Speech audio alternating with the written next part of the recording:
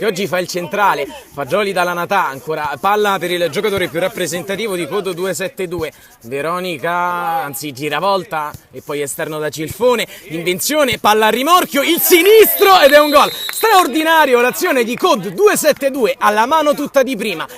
Fagioli fa 0-1. Quello che si chiude. La Natà, altro triangolo, alla fine Palmieri, Cilfone non arriva, ma Fagioli sì, ancora De Eugenio che si è scaldato e come.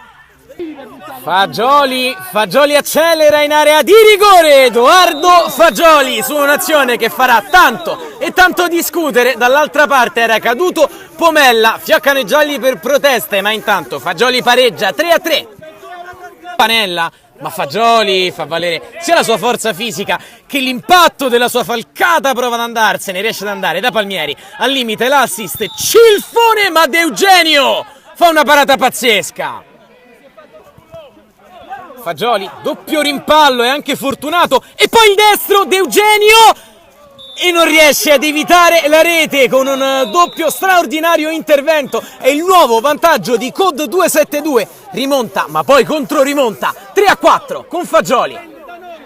Converge Fagioli, poi il destro, De Eugenio ha due mani sulla bomba di Fagioli che torna sul pallone, De Eugenio con coraggio e con grandissimi reni in questo caso.